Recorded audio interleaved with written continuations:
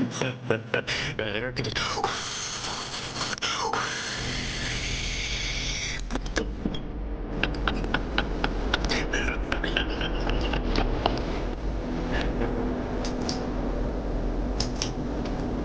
just turned it down 2 notches, letting you know what this way. Yes, man, it's 80 degrees out here. It's weird. So it's weird because it's weird.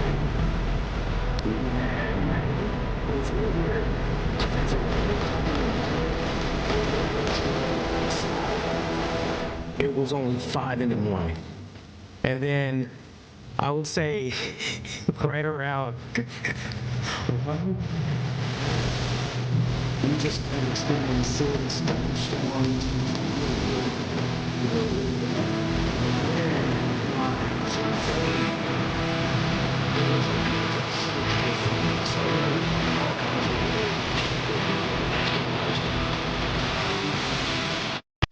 It's time to sit back and check out the RCWR Show with Lee Sanders. The DC Summers and everybody. Get fun, in-depth coverage and analysis from the latest in professional wrestling in AEW, WWE, NWA, Impact Wrestling, or the world of entertainment. From hit TV shows to your favorite sports, like the NBA or NFL. All things music, movies, Twitch, YouTube, and all that. So I and beyond, while trying to make sense of this crazy world we live in. Yeah, it's funny you mentioned that. All while keeping it honest, insightful, and interactive since 2011. And now your host, live from the nation's capital of Washington, D.C. I'll get into it. We got like a final countdown. Lee Sanders. All right, so we're getting ready to go live. It's the final countdown. Oh, wait, man. Joe, you there? Oh, wait, man. Can you hear me? I can hear you, but you can't hear me. I can hear you. I can hear you. No, I can hear you. Okay, I was about to say. folks. No, you sound fine. Yeah, I mean, do you hear this? Yeah, wait 1 second, right? There we go. Okay. Competing Right. Dude, I'm addicted. I'm I trying wrote a these. search drumming. I know, right? I'm trying some new samurai coated peanuts. Samurai coated peanuts. Yeah. What does that mean? Dude, I don't know. I just know they're coated peanuts and they're by samurai. Oh, wait. Are they coated or coated? Like there's like Let me see here. like CODED, like it's coated peanuts. You know what I mean? Oh, no, not those kind. It's the traditional like coated. secretly fucking. They're not trying to share some sort of messaging to you. No, I wish. No. These are just regular, boring ass coated peanuts. Well, what's the point of them? Healthier, or what's the intent of them? Nah, I do see that. I see some bullshit about non-GMO. Trans fat zero. Oh, okay. The zero trans fat in it? Yeah. Okay. Yeah. Say a lot of the Republican listeners appreciate that. I know, right? Here's a picture. Here you go. So trans fat. There you go. All right. Shit's good. Now let me ask you this: is that made by an Well, let's see. I mean, with a name like that. Well, I'm just making sure. Oh, here, have your mind blown. So we got samurai peanuts that has a Japanese face on it with a samurai sword, and it's made in Mexico. Oh shit! I was gonna say, is it made by Eddie Kingston? No, these are like my favorite fucking peanuts. How do you make these peanuts so good? How do you make them so good, Eddie Kingston? I just slap them fucking lightly over and over, and over and over, and over and over. Try my new Eddie Kingston samurai fucking.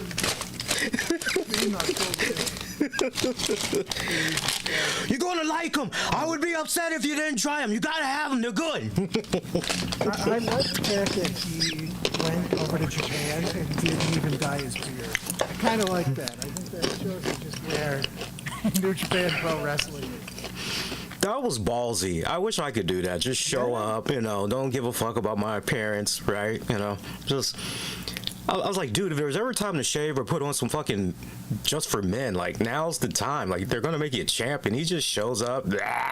Oh, yeah.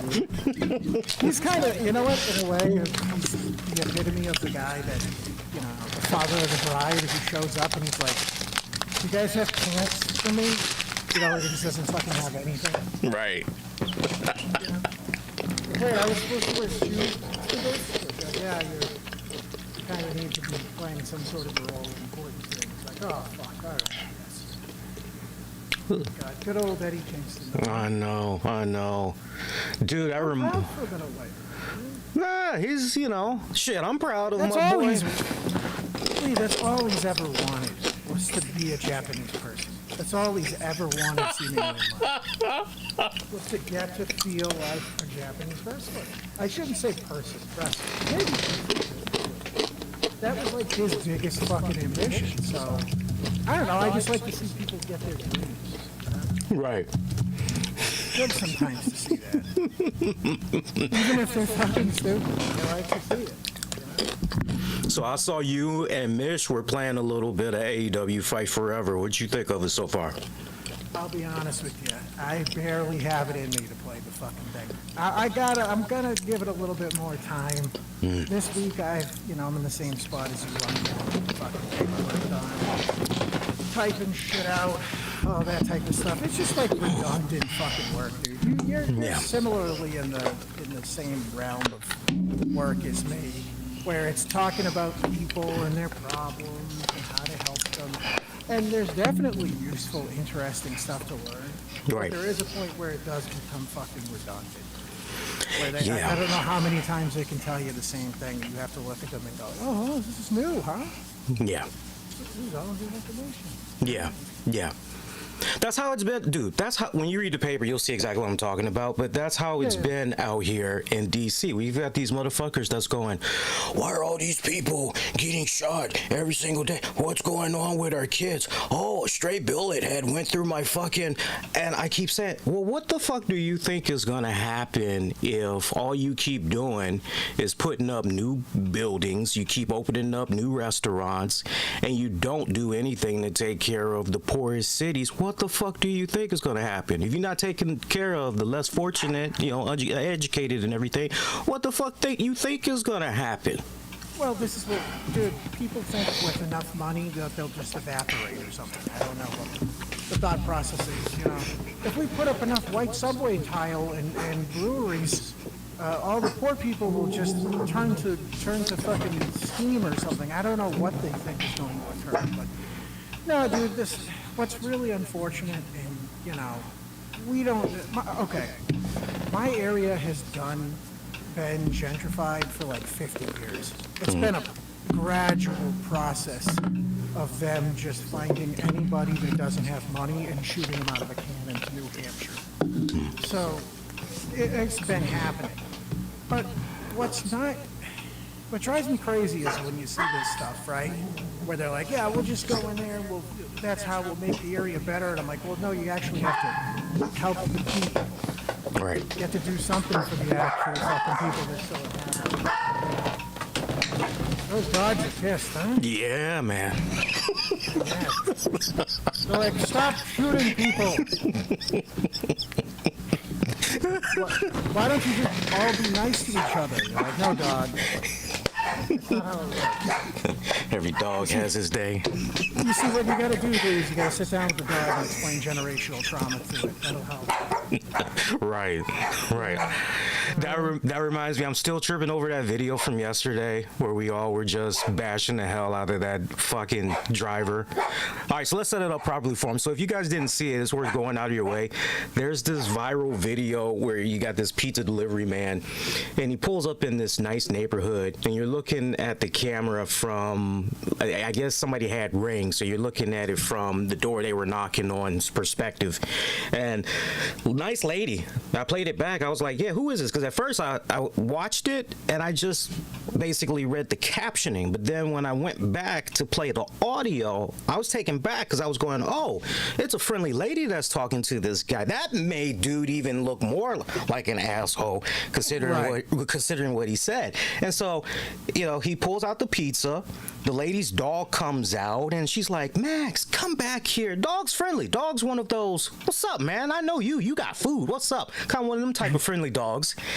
And the motherfucking delivery guy, he hands the lady the food and he goes, oh yeah, by the way, I just want to say you have a nice house and all you can give me is a $5 tip. Yeah, that's real nice. And he's walking away and the lady says, well, thank you. And he says, fuck you. And you're just going,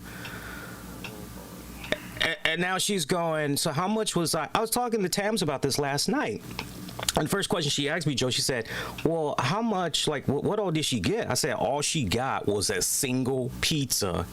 And apparently, it was $20 for the pizza, and the lady tipped $5. And Tams is like, well, I don't understand. Like, I'm not being a dick, but how much more was she supposed to give? Because anything past 10 is overkill. Right. So in that situation too, what's weird about that is, like you said, yeah, it's one thing. Now that said, I've known people who were straight up like catering. Like I'm telling you, taking $400 or $500 to a place, setting it up for, you know, whatever, somebody in a company, a work party or birthday party, and they've set up hundreds of dollars worth of food in somebody's place, and they've been like, yeah, here's $5. You're like, that's a lot different though than bringing one pizza. Do you know what I mean? Yeah. I guess there's definitely a level to that, but no, she's right. Like if it's just one pizza, it's like, wait, what's the problem with that? I'm confused by it. But yeah, man, we started getting into that shit. We were talking about it in the chat, and honest to God, I'm at the point where I see things like that, and it's all it is just people being turned on other people. That's all that is. You know what I mean? Like it's this thought process of, you know, that person's like, it's like, oh, you got a nice house here, or whatever it might be. That person could very easily just be like a middle, upper class person, for all we know, right? Mm-hmm. But the problem is because people now are basically being, you know, forced to live in pretty shitty conditions if they didn't get in before a certain time to buy a house, buy an apartment, whatever the fuck, and own something that's some piece of value. There's a lot of resentment for people. And instead of looking and going, who has basically rigged the system to the point where I will never have the opportunity to own something like this, instead they get angry at those people, which is kind of unfortunate. You know what I mean? Yeah, it really is. I gotta say, because I've been doing Instacart the past, like, 2+ months now on the side, and I love it. I've been telling my family about it, and they like how my personality, like my outlook is more, because I'm telling them, because like, what's the number one thing you like about? I was like, well, besides the money, like, yeah, like, well, honestly, I like being able to help people. It feels good. I get to help out my community, while at the same time, every time I do it, I see neighborhoods where I go, God damn, I didn't know these homes were here. I didn't know this was here. I didn't know that was there. And nothing has pleased me more when I see that, all right, these people look like they're doing good. All right, okay, that's what I'm trying to do. Let me maybe pick their brain a little bit and ask them how I can not just, gotta deliver it, fucking pizza, fucking gonna get $5 fucking tip, you know? It's like, well, you're also pretty positive, too. You know what I mean? Like, that's a big part of it as well, I think people forget, is it's an attitude thing you have going, for sure. Like, you actually want to go, like you said. I mean, I'm sure you're not thrilled about the idea. You're not like, Flippy, I can't wait to go out and fucking not be at home with my wife and drive food around. Like, you're not fucking thrilled about it. Nah. But you have a better attitude about it than a lot of people. Yeah, I mean, it does get exhausting. A lot of the people that are doing shit like that, working those jobs, that's not job number one. You know what I mean? Mm-mm. That's job two. That's job two. And when people are getting to that point, they get pissed. I get it. Now, that said, for somebody to be polite to you and friendly to you and you to respond like that, yeah, that's just fucking shitty. But also, what I think it does come back to this too, where when you do these delivery apps, whatever it might be, DoorDash or, Uber Eats or any of that shit, you don't really answer to anybody. Do you know what I mean? Like, I think that's a big part of it too, where he could be like, yeah, go fuck yourself, like, you shit and die. And what will happen? He'll get kicked off that app. Oh no!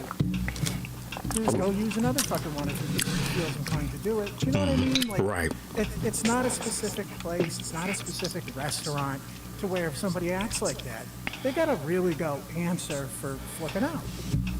Right. You go back into a place and the boss is looking at you and going, what the fuck? There's a level of accountability to that that changes everything. Do you know what I mean? Yeah. Like, think about it as like a bartender. If you're a bartender and you work in a bar and someone's drunk and they're an asshole, you're going to have some sort of level of decorum with people to where, all right, I got a boss. This is a business. I got to handle this in a way where I got to get this person out the door respectfully, right? For the most part, that's how it's going to be handled. Unless there's bouncers, and then a lot of the times that'll be handled in a different way.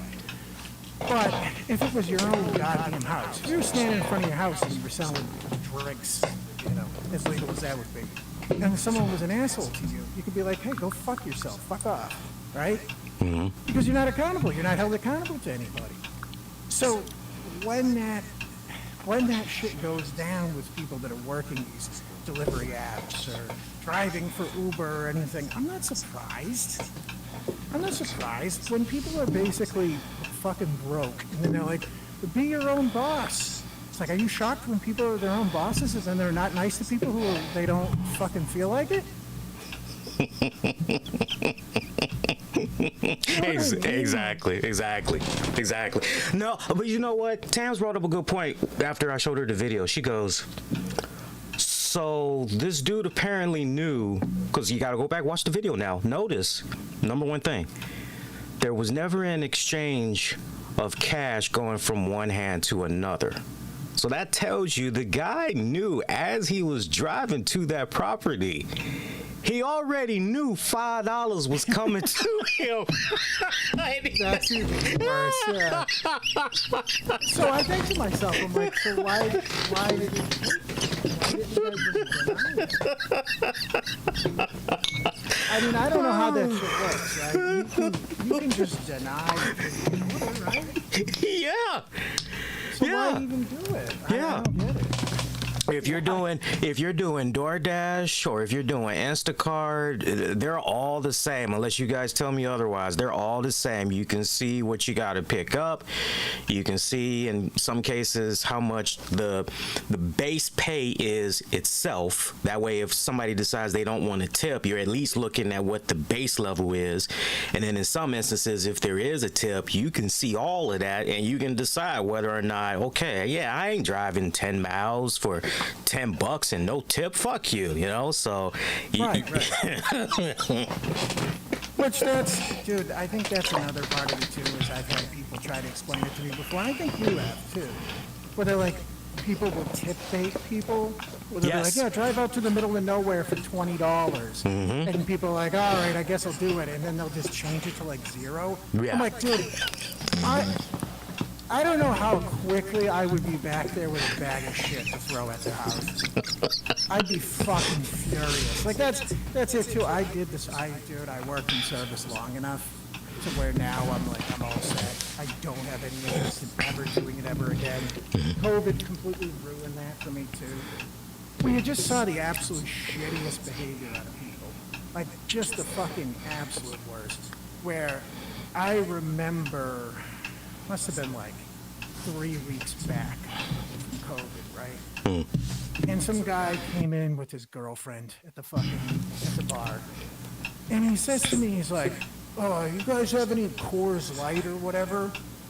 And I'm like, no, we don't, I'm sorry, you know, we just don't have it. We're not getting in a shipment of it. He's like, oh, what do I gotta drink, some fucking girl beer or something like that? I'm like, what? I'm like, you're that dedicated to Coors Light? Like, that's your be-all, end-all? Like, you're like, what are you saying, I'm gay? Because I gotta drink not Coors Light? I was like, come on, dude. And that was like early on into it. I'm like, oh, this is just gonna get worse. Do you know what I mean? There was a good week or two where people were like, they were like, oh my God, I'm just so happy to be doing something a little more normal. And that was over, within about maybe a month, not even. Where it immediately went to like, fuck you, why the fuck isn't everything right? And they just wanted to take shit out on people because they were a face that they saw. But no, I mean, that said, this is a part of the reason why, like, I don't fucking bother anymore. Like, I go to the same handful of restaurants now. It's pretty bad. But I'll go to the same handful of restaurants because I'm like, yeah, you know, I know the people and they'll be nice and they'll do a good job. Because I just don't want to I don't want to put up with somebody either doing a horrible job and then me being like, God, I still feel bad, so I'm going to take it. And I also, at the same time, I don't want to be in the experience of looking around and seeing people be shitty to other people. I'm telling you, man, I did the shit long enough that I have like a little bit still of like the PTSD of being in a fucking restaurant and looking around, and I'll be like, man, they look like they're getting real busy. Are they going to be okay? You know, your PTSD, I kind of have that to a certain degree because I remember when I first went back to retail a couple of years ago, it was right at the start of the pandemic. And nothing was more cool. I'm sure you got your fair share too, but nothing was more cool than, man, really appreciate what you're doing here, man. Oh, this is great. You know, without you, wouldn't eat, man. Telling you, really appreciate you. And it's like, wow, all right, cool. And man, that did not last long. No. You know, right down to the point. I got a funny ass story. This actually happened the day before the 4th of July. So I'm working.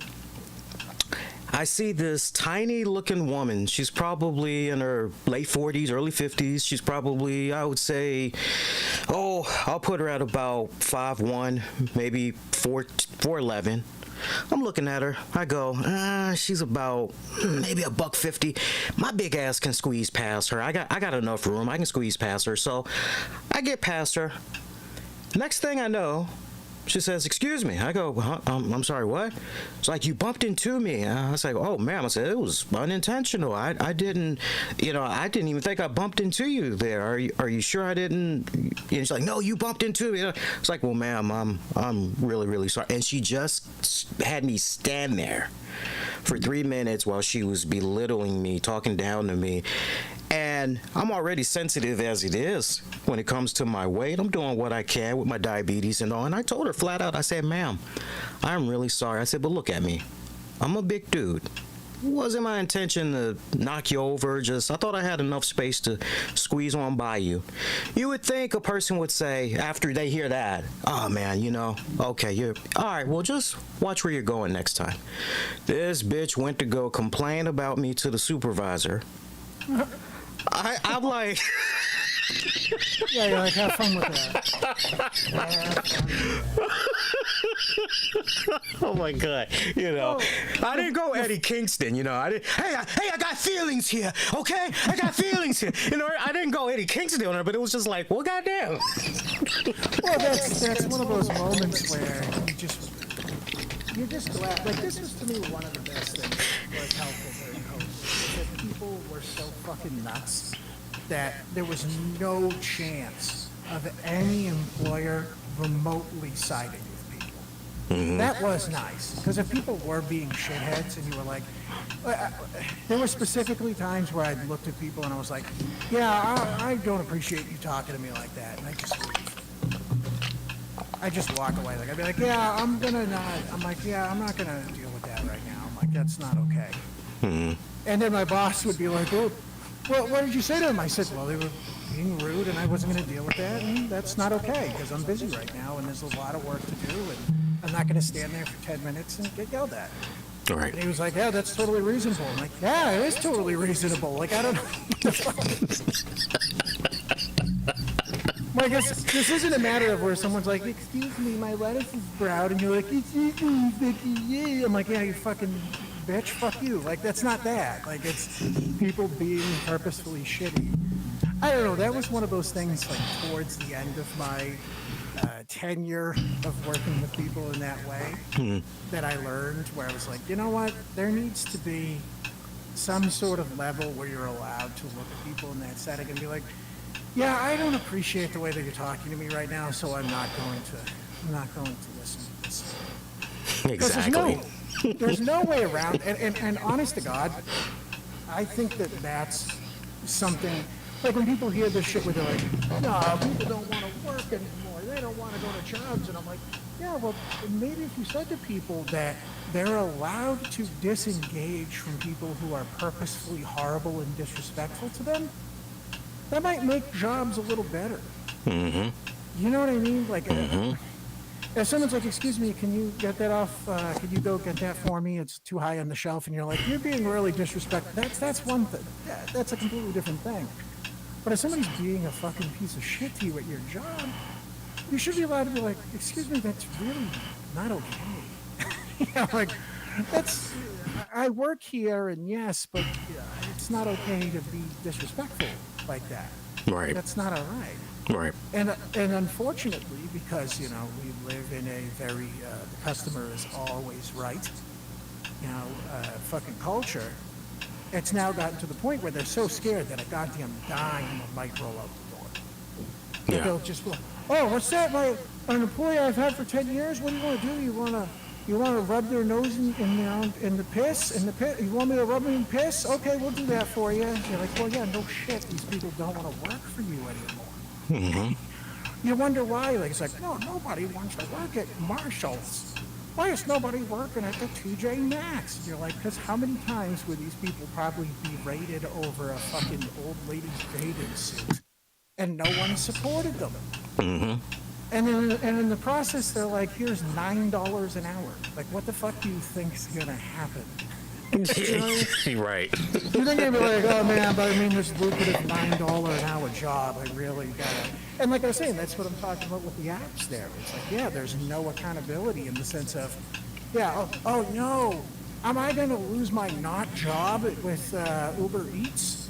My not on the books hired position? Like, what do you think is going to happen if you go across and go work at DoorDash? Are they going to call Uber Eats? Like, no, you just fucking download an app.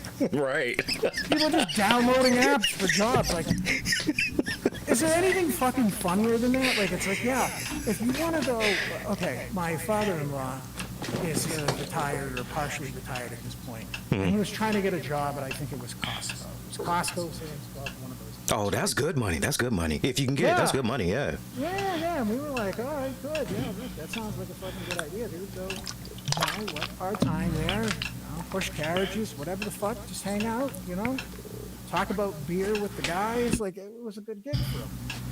And he's like, yeah, I don't know, kid. I got to fill out this fucking application online. This is ridiculous, or whatever the hell it was. And we're looking at it like, dude, just fill the fucking thing out online. Just do it. And he's like, yeah, no, I don't want to. He's like, if I can't do it on paper and they can't have an interview with me, I'm like, well, dude, then you're not going to get the job. But then I think of how funny this is, though, in a way, where I'm like, they should want a 60-something-year-old guy working there. Because if you had a 25-year-old person, or whomever, and they were like, they had a card, they were like, yeah, you know what? Fuck this job. I'm out of here. I'm just going to go smoke weed and fucking deliver chicken fingers and make money with zero accountability. Like, yeah, you got to... basically, all places of employment need to be a little bit more flexible. Yeah. But also at the same time, like, I don't know, man, I'm really in between on this because I think people do need to stand up for themselves, but then I also understand why businesses might expect something out of people they're paying to a degree. But I don't know. They're just not paying enough for people to, in the most part, be respectful towards anyone. And I think that's a problem, is it's just like, if you don't give people anything to look forward to, they're just going to become miserable as shit. I agree with that assessment. Yeah, I agree with that.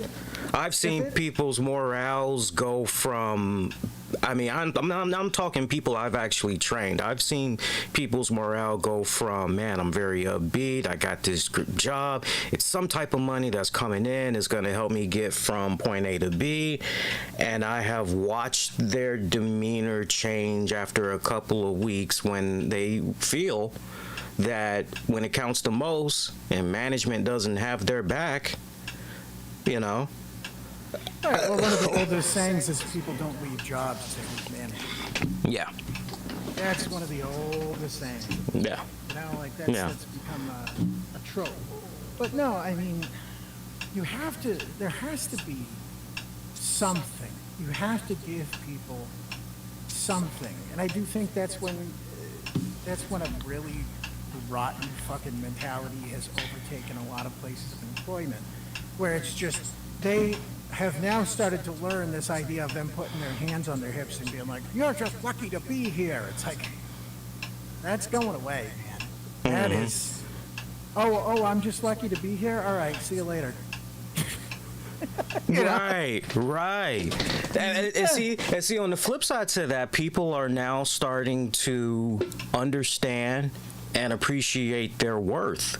You know what I'm saying? Because, like, you got some people like, wait a minute, why am I continuing to do this shit when, you know what I'm saying? It's like, I deserve better. I should get, it's like, okay, well, what are you going to do about it? To your point about your father-in-law, my father-in-law, oh my God, he must have, I guess, retired 4 or 5 years ago.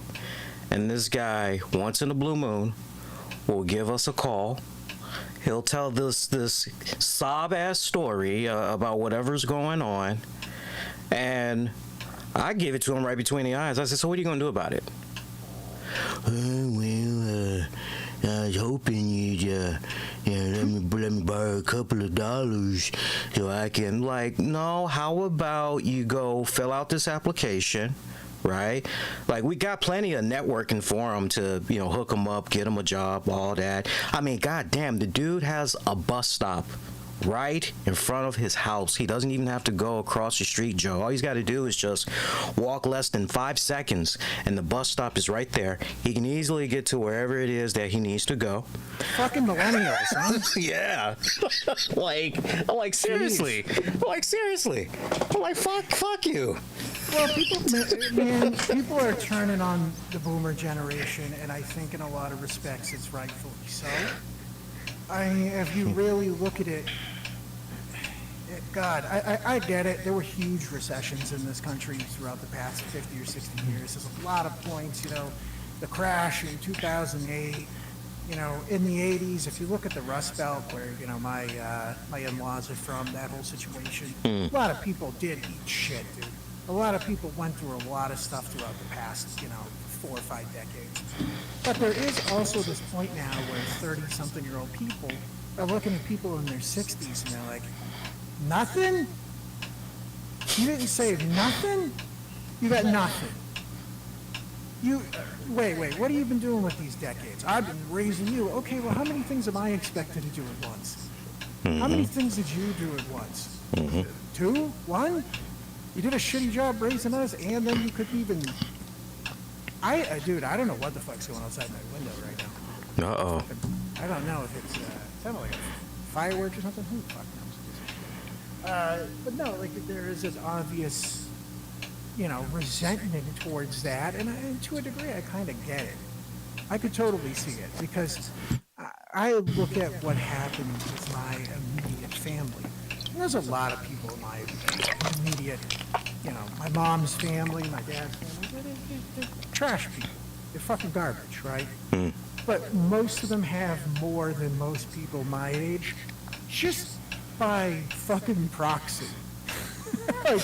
like they married the right people, or somebody died and they inherited something. Like, they're okay to a degree.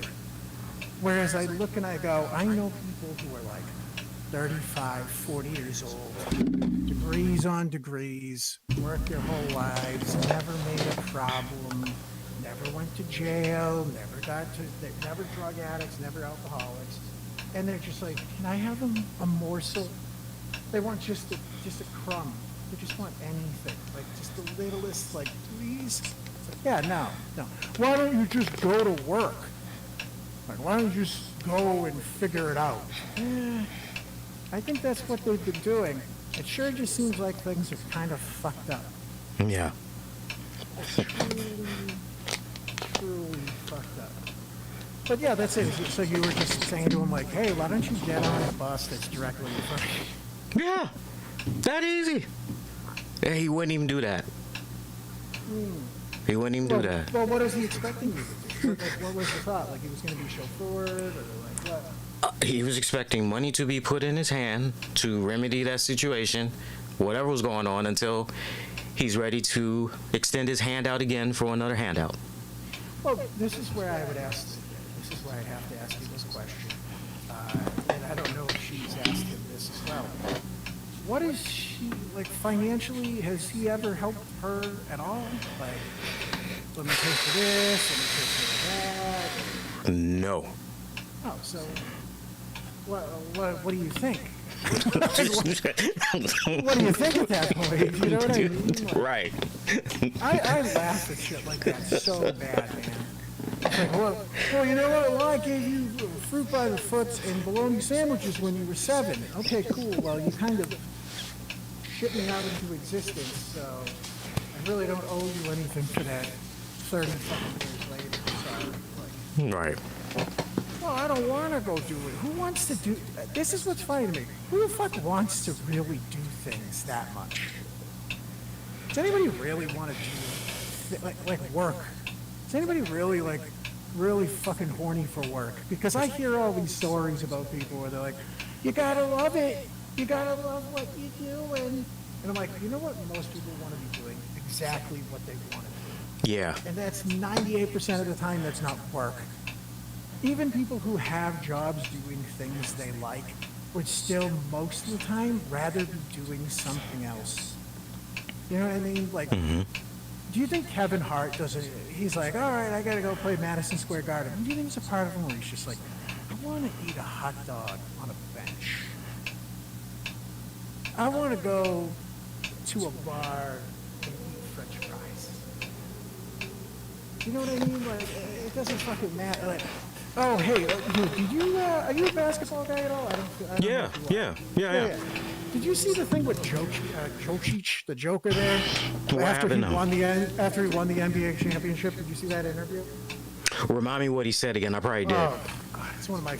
It's honest to God one of my favorite things, like that has happened in the past 5 to 10 years, where they interview him after winning the NBA championship, and he's got no reaction.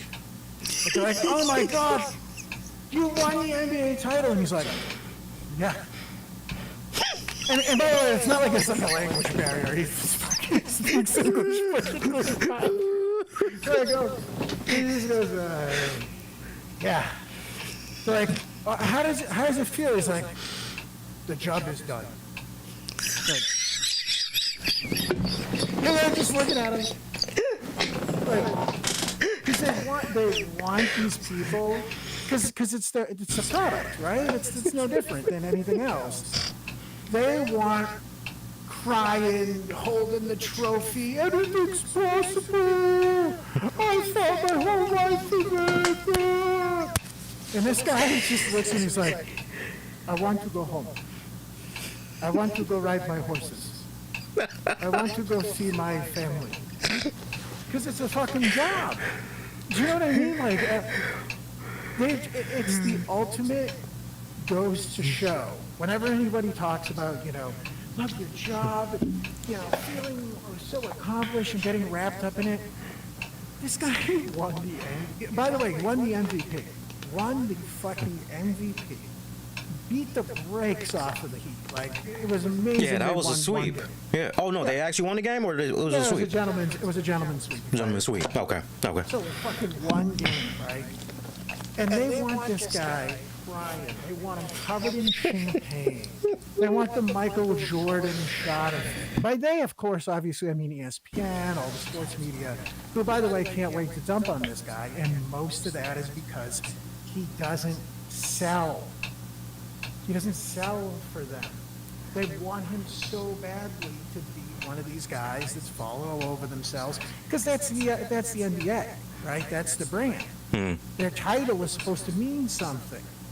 No different than in wrestling, where it's like, that's part of the reason why I don't like Roman Reigns so much, is because Roman Reigns has the title and he's just like, yeah, that's right, it's not right. Does this guy give a fuck? I can't tell it. Yeah, pretty cool. Yeah, I've had it built for 3 years now.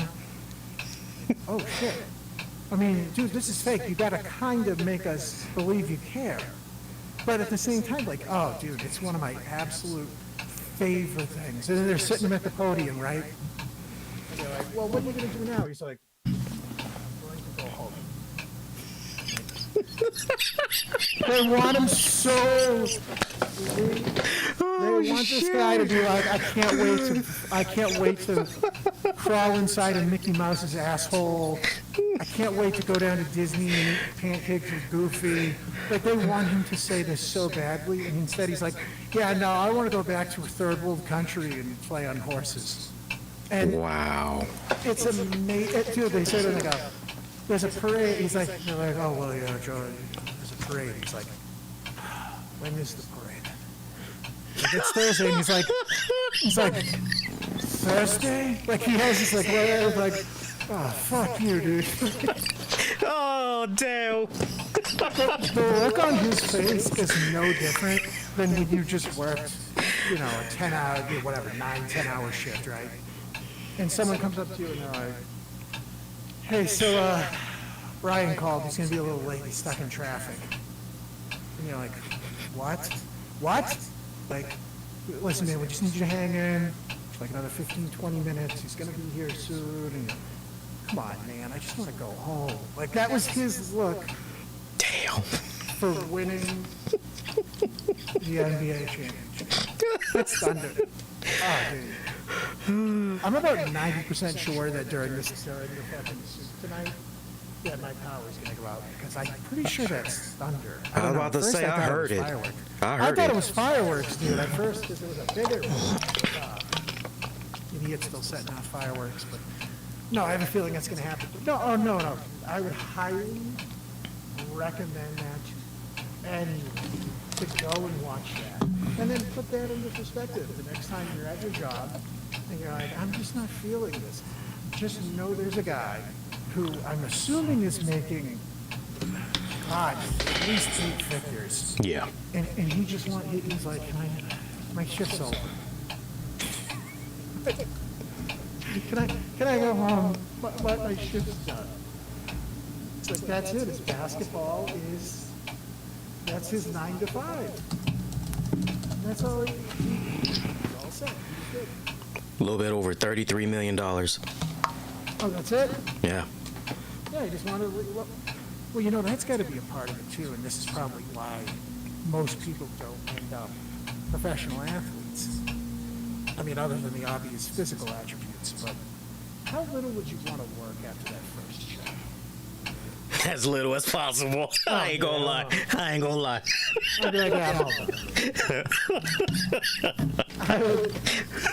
I would love that Kyler Murray check where they're like, yeah, we signed you for 4 years for like $250 million. And he's like, yeah, I'm going to play Call of Duty now. Like, are you going to come to practice? He's like, nah, I'm going to play video games. Right. Well, dude, isn't that what happened with, who was the MMA fighter? Not Logan Paul, but wasn't there an MMA fighter that sold a Pokemon card and he retired after that? Oh, God, I don't know. That sounds about right in this good shit economy that we have going on right now. I said, shit, go ahead. That's how you do it. Ben Simmons. Oh, no, was it Ben Simmons? Who was it? It was somebody. No, it was somebody that had sold a Pokemon card. They were an athlete, and then they retired after that. I thought that was the funniest thing I ever fucking read. Checking out the window here. Oh, yeah, it's raining. It's going nuts. Yeah, no, I mean, that's understandable. I mean, when you think about it, like, especially like the running backs in the NFL and stuff like that, they're like, you want to keep going? Why? I get the shit beat out of me. You know, you say that, and that reminds me, because I've been getting into his videos as of late. I see he's a controversial figure because of some personal off-camera stuff, but I don't want to. I just like what he does with his little reviews. But Dave Portnoy of Barstool, you think that guy likes getting up every fucking day? Oh, great, here we go again. I gotta eat another fucking slice of pizza. Oh, fucking joy. Hey, Frankie, where the fuck we going today, Frankie? Where we going today? Where we gonna go eat pizza today, huh? Every fucking day. It's the same goddamn day, Frankie. When are we gonna do something different, Frankie, you know what I want to do today? Frankie, I just want to go sit on the bench, and I just want a tender. That's all I want to do. I want a tender. Yeah. Oh, well, but you know what, though? He's rich enough at this point. I mean, he's fucking disgustingly low. He's rich enough at this point that he truly does not have to do anything. Nah. So there is that, you know what, there is that thing about the internet entrepreneur people, where you look at some of them and you go, oh, a part of them must actually want to do this to some degree. Either that or they're just so driven by whatever the fuck it was that made them get rich, or attention. I mean, that's a big part of it too. Dave Portnoy doesn't have to do any of that. He doesn't have to do fucking anything. A lot of these guys that make this type of money, like even Logan Paul at this point, does he have to work? Not really. No. What's his name, the PewDiePie guy? I saw some of the people like, yeah, PewDiePie is taking a time off from YouTube. I'm like, good. Enjoy. I'd stop doing shit too. If I made, like $100 million playing fucking Minecraft, I'd be like, yeah, I'm done. Like, no, you keep playing Minecraft. Nah, that's all right. I'll go do literally anything else. Unless you're really, like I said, unless you're really enjoying it. Oh, holy shit, it's going nuts out there. You ever met him, Dave Portnoy? No, I mean, he is definitely like a local hero, whatever, around here. Yeah. But he's a lot harder to run into than I think people realize. He's rich as shit, dude. He's insanely wealthy now at this point. Where people will say to you, they'll go, oh, wow. You know, he's kind of a local celebrity. I'm like, yeah, but he's a local celebrity with $100 million. It's like running into an athlete at this point. Like, you know, there are obviously videos of him where he's like standing in front of a pizza place and, you know, oh, I'm going to try this and I'm just going to fucking have it or whatever it's going to be. And I'm like, yeah, no, people are going to bother him in most places he goes, especially around here. So he's not really just popping off like that. He could probably go to most other parts of the country and find, but here, nah, he gets too much recognition. I wonder if when he's trying to pick up a girl, if That's his line, you know. One bite, everybody knows the rules. I think at this point, I'm pretty sure he's with some ridiculous model, dude. He's on that level at this point. But he would just be fine anywhere he went. Do you know what I mean? Like, Yeah. He just fine with whatever. Actually, there's a fucking crazy story, and I gotta go make dinner before the show, but I'll tell you this, it just makes me laugh. There was a hockey player from around here, which was a kid named Tyler Sagan. He's now like damn near 30, so this was like 10 plus years ago. And the kid was playing here, and he was like 19, 20 years old. And the kid looks like a model. Like he's a male model. He's like a Finn Balor type, super athletic, full sleeves, just real fucking good lot in life. Super fucking like talented kid, right? And he was just banging his way through the city, just piling them up like a fucking accordion. Just not a problem at all for this dude. He's got money, he's got fame, and he's got looks, right? The kid gets shoveled out of the city. Why? Because he's fucking one of his co-workers' wives. Wow. Yeah, the definition of why. Like, that is the... why? There's no need for that. And by the way, like, I, in a weird sort of way, and of course, like, no person should probably say this out loud because they invite horror on themselves, but I completely see the situations where, as a young guy, I was dating a girl that I met at college, and she ended up leaving me for some other guy, and now she's married to that guy. She's been married to him for a long time. And I look at that and I go, oh, she made the right choice. Mm-hmm. Do you know what I mean? Like, you see that, you go, it's one thing for somebody to be like, I'm not gonna be with you anymore, and then they go off with somebody, and you're like, they suck. Right. And then the relationships, you see it all over the fucking internet, and their relationship's over in like a month and a half. You're like, oh, well, apparently I was that big of a piece of shit that I got bested by somebody they didn't even want to be with for 6 months or whatever. But the idea of this fucking kid doing that, it's like, dude, to just have some sex? Go have it over there. It's right over there. There's more. Like, when it's the sad, you hear the stories of like the sad sack guy that gets lured into doing some stupid shit, and you're like, well, that guy's not. He didn't have a lot going for him, so I can see how he would get there. Things with babies and not making the best choice. But this dude, I'm like, he just walked around. It's a city full of colleges. I repeat, you're a rich, famous, good-looking guy. Mm-hmm. This is easy for you. You're like, yeah, no, what I want to do instead is set my life on fire. I'm like, God damn it. Fucking idiots. Jesus Christ.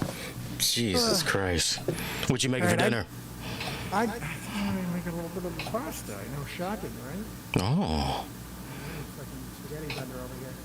What you doing, Alfredo? You doing Alfredo? What you doing? Oh, yeah, of course. I got no burger, apparently. I'm better than you.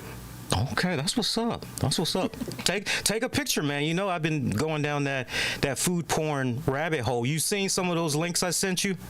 Oh yeah. I mean, I'm already. It's a bad.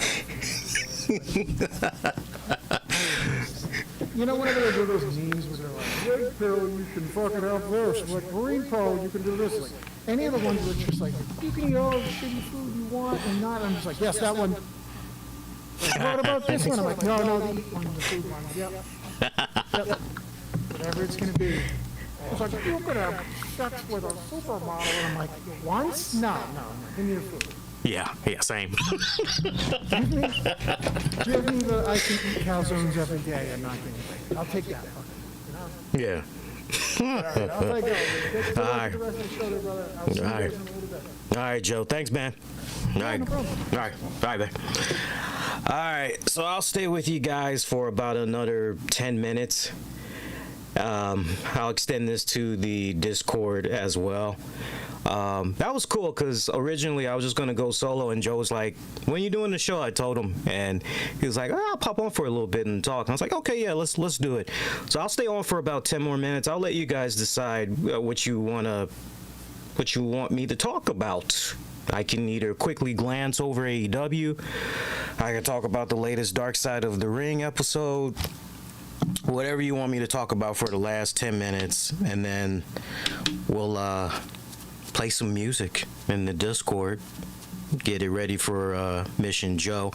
Once again, for those of you not in the Discord and you missed the great chat that was going on and everything, that was my good buddy Joey Numbers from Wrestling Soup. Join him and Anthony Missionary Thomas Thursdays, 7:30 p.m. I know they do Mission Kev. They usually do something on Wednesdays. It's either Tuesdays or Wednesdays. Usually on Wednesdays in the afternoon. Check them out. Good guys, man. Been buddies with them for a couple of years now. Yeah, that was loads of fun. Power Slap 3 is Friday, July 7th. Tune in live and free on Rumble. Yeah, no, I'm good. Power Slap, I'm good. Eddie, I watched one clip of that. It was something online. I just watched one clip of that, and I can't do it. I can't. Just the visual of just seeing somebody stand there. Okay, I'm still trying to wrap my head around that concept. So look here, dude. I'm going to stand here with my arms behind my back, right? And what I want you to do, I want you to slap the shit out of me as hard as you can. Now, hopefully, I don't fall on the ground and go unconscious. And hopefully half my face doesn't end up being like that one episode of Martin where he got knocked the fuck out, right? And then if I'm able to come to, I'm still in it, then I'm gonna need for you to stand there so I can smack the shit out of you. And we're just gonna keep doing this until somebody can't slap the other person anymore. And we'll do this all in the name for cash money. Now, I don't know about you guys. I'll settle for just slapping the shit out of somebody and hauling ass. Fuck the money. $2,000? That's it? $2,000? No, man, no. If I'm gonna stand there and get smacked, I need a lot more than that. Because we're talking head trauma and all kinds of other shit. I know I'm gonna be signing some waivers too, as far as lawsuits and shit. Nah, man, you got to have me. You got to have me. You got to give me a payday. Sorry. You got to give me a payday, yo. Seriously. Wait, so $2,000 for the fight. $4,000 if they win. No, that's still not enough, dude. $2,000 in today's society with all this shit that me and Joe just talked about. When we scratched the surface on that, no, you're gonna have to make that at least. If you want me to do it, right? As far as what's fair and what I would do, what's fair is you give everybody, I would say $10,000 for the fight, $15,000 if they win. What I would take $7,000. I could do a lot of good with $7,000. Yeah, he's underpaying big time, dude. He's underpaying big time. That is wild as shit. I still haven't played more of the AEW Fight Forever video game. I got lost on the created wrestler bullshit. And after that, I just pretty much paused. That left, I can't tell you guys, that left a very nasty taste in my mouth. Okay, so let me set it up properly. Because for those of you that don't play video games, you'll kind of find this interesting. So I load up AEW Fight Forever. This is for Xbox One, by the way, so experiences may differ for PlayStation 5, Xbox X, S users, so keep that in mind. The load up time was fucking ridiculously long. That's for starters. I probably was looking at the main screen homepage for about 4 minutes before the shit loaded up finally. No bullshit. Loads up. First thing I do, I go in, start making a wrestler. Because that's what everybody really cares about, is making the wrestlers. Extremely limited options, y'all. Extremely limited options. When I say extremely limited options, I'm saying there's probably, and Eddie, if Eddie poked his head around, he'll back me up on this. There's probably about maybe 5 different faces that you can use as a template. It's probably about 5, maybe 10 different costumes you could put on. It's about 4 or 5 different set of eyebrows. About maybe 10 different sets of eyeballs you can use. You get the gist. Limited, limited, limited, limited. Okay? I'm making myself, now I consider myself to be a handsome, dark, chocolatey man. Why my joint come out looking like Abdullah the Butcher? I'm like, what the fuck? It's bad. It is really, really bad. And then as far as, I think where they shine is the fact of the first and last names that's in there, as far as what they'll announce.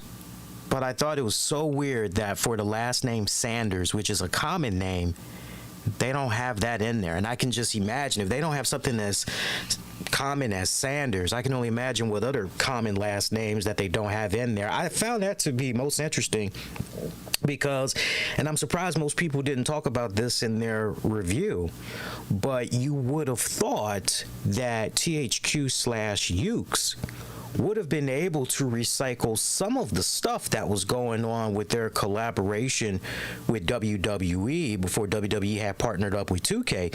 You would have thought that they would have been able to tap into that respected library of audio. But yeah, that very, very weird. Very, very weird. So I see the latest trend right now is you got a bunch of motherfuckers that's pissed off at the amount of created wrestlers that they're fighting online. Apparently the stats and all that is really jacked up and all kinds of other stuff. So people are having a hard time putting the CAWs down. It's funny. There's one guy, he's John Moxley, and he's just beating the crap out of a CAW, and he has the caption, "Fuck CAWs." And I guess because it took him a good minute to, yeah, but I don't know, man. I'm kind of like Joe. I'm having a hard time getting back into the game. I have been spending more time when I have the free moment checking out WWE Supercard. I've been playing that. I know, right? That's kind of fucked up, right? But somebody had said in the chat that they're getting ready to put out there the Stampede, was it the Stadium Stampede DLC? They're getting ready to put that out there. So I'll probably check that out. I think where the game is probably most likely going to shine for a lot of people, if I were to just put an estimate out there, educated guess, I think the gimmick matches like Stadium Stampede, I think that's what's really going to be getting people. The Casino Royale, I think the gimmick stuff like that is really at its core going to. And then the other thing I think that'll continue to have interest for a lot of those interested in picking up the game is what you can do with that game on platforms like Steam, right? Because you're able to go in, the customization. I saw one guy today, y'all should go check it out. I saw one guy who I think through his Steam version, he created his own CM Punk. And the motherfucker, it looks, I'm not exaggerating when I say this. Don't believe me. Matter of fact, Eddie, I know you got Twitter. See if you can find that image for me real quick and post it in the chat for me. There's a really good image of a CM Punk that he made, and the CM Punk literally looks like the CM Punk that's running around right now. It looks that damn on point. That damn on point. It's badass. But yeah, I just can't. Yeah, I'll pick it up again though, probably before the weekend is out, and that'll be it. Let's see. You guys are just going on and on and on with Abdullah the Butcher. You guys are wrong. You guys are fucking wrong. Oh shit. Oh, you guys are wrong. All right, so let's see. What else can we get into here? I don't know. You guys want me to talk about Dark Side of the Ring real quick? Share some thoughts on that. I know. I did mention it. Yeah. All right. All right. So look, in regards to the episode of Dark Side of the Ring on Junkyard Dog, I thought that it was an interesting episode from this standpoint. I didn't know that much about Junkyard Dog. I knew about his passing.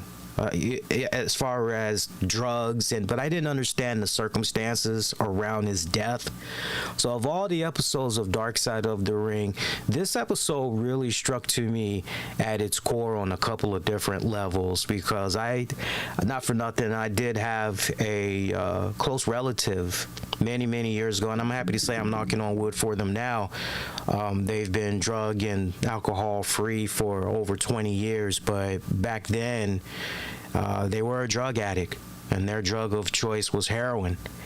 And so, this definitely has struck a little close to home for me and everything with Junkyard Dog. But I thought that there was a lot of stuff that the boys at Dark Side of the Ring had glanced over. For starters, they didn't talk in great detail about how he was coming up through college football, right down to the point he actually was able to get 2 tryouts with the Oilers. Back then they were known as the Oilers, and with the Green Bay Packers, but he didn't make the cut. I think it was due to injury or whatever. And from there, Junkyard Dog, he actually became a deputy in law enforcement. And the career in wrestling got started in there, because there was a fellow deputy that looked at his size and felt he'd be pretty good in the wrestling industry. Turns out that deputy was a referee. So Rest was pretty much made history, as they say. As far as the guests that appeared on that episode, I thought it was a great ensemble compared to last week, because I think most of you guys would agree. If you watched the Doink the Clown episode, they relied too much, I personally feel, and I respect the hell out of them, but they relied too much on Jake the Snake Roberts. They relied way too much on him. But I felt that for JYD, they had the right amount of people. It ranged from Jim Ross, and that made a lot of sense because he had a somewhat close relationship with JYD. Bill Watts, all of that. They also interviewed his nephew. What was the nephew's name? I think Jarvis. I got it down in my notes. Give me a second. Jarvis, because so far what I've been telling you, I've been remembering off the top of my head here. What was it? Ted DiBiase. Matter of fact, they were very close friends, extremely close friends, right down to the point JYD was DiBiase's best man at his wedding. Who else? The nephew. I can't think of the nephew's name right now. Tony Atlas. They spoke with Tony Atlas. They didn't get to talk to Bill Watts, although he did release a statement in regards to when JYD had went to the WWE and all that, supposedly over some racist remark. And you got Teddy Long saying, God bless Teddy Long. Seriously, God bless Teddy Long. But I truly believe in my heart of hearts, speaking as a black man, I believe JYD just did not have the heart to tell Teddy Long or anybody else the truth, which was, and look, Vince McMahon was notorious for this back in the day when he was just buying up all the territories and those that were holding out, but they still had some really great talent. He was notorious for going to those talents and giving them some extra money. And remember, back then, there was no contracts in play yet. It was all just verbal handshake deals. I firmly believe Vince McMahon, Jarvis Woodbourne, thank you, S. Jarvis Woodbourne. And I truly believe Vince McMahon simply made JYD an offer he couldn't refuse. And JYD said, okay, how can I turn this down? But when it's all said and done, JYD just up and bounced. He didn't even give Bill Watts an opportunity to finish him out in Mid-South. And that's the real travesty of it all, because Bill Watts went up to the moon and back to really put that guy over. And this was more for Bill Watts. It was really personal when JYD left. somebody that is supposedly racist ain't gonna be doing all that stuff for JYD that Bill Watts had did. I mean, let's not forget who was his booker in Mid-South? Ernie Cat, the legendary Ernie Cat, who he fired once because he was like, look, I need you to train JYD, get him caught up to speed. You know, let's go. I need you to train him and get him better. You know, he's got some flaws here and there, but I need you to straighten him up, get him on point. Ernie Ladd coming right back. Yeah, you know, this ain't gonna work. Da da da. He's this, he's that. No, he's pretty stiff. Da da da da. He's only got like 2 moves. Da da da da da. And Bill Watts wasn't happy with what he heard because Ernie Ladd was missing the boat. You know, and he pretty much had fired him, but eventually brought him back after like a couple of months or whatever. But I think it was an offer that JYD couldn't refuse. But I think JYD should have went out the right way when it was all said and done. And, you know, it's sad what became of him. But and here's the other thing, speaking as a black man here. You know, to hear Coco Beware and all the other guys, well, you know, Vince Sr. had the Pedro Morales for the Spanish people. He had this. And then when Vince Jr. took over, you know, it was a bunch of white people. It's kind of like, dude, when it's all said and done, you couldn't touch Hulk Hogan. You find me somebody that was, you know, that should have been, I will say, okay, yeah. But I mean, you had to ride that Hogan gravy train back then. It opened up so many goddamn levels. It wasn't even funny, man. But yeah, it was a pretty interesting episode. A lot of omissions there. I'll leave you guys with this. As far as 2 big takeaways from the episode. One is the fact that, and you guys owe this to yourselves, and I wish that they would have talked about this on the episode because the research is there. But look up when JYD was expelled from school. Basically, when the assassination of MLK had went down and everything, there was some stuff that had went down at one of the schools that JYD was attending. I think it was a high school. And he was upset at the fact, and other students were mad at the fact that the flag at their school wasn't lowered at half stance to remember Martin Luther King. And then you had this whole protest, this whole thing had broke out and everything. And JYD had spoke up and he was like, you know, I think he cursed the principal out or whatever. But when it was all said and done, JYD and a bunch of other people got suspended. The NAACP and others, they had got involved. And, you know, at that point, JYD just decided, okay, look, I'm done with this school regardless. I'm just trying to pursue my football career. I think that really would have been a really good story for the major audience to hear about. So do some research, check that out. The other thing that they did not talk about, JYD was driving 9 hours there to go see his daughter.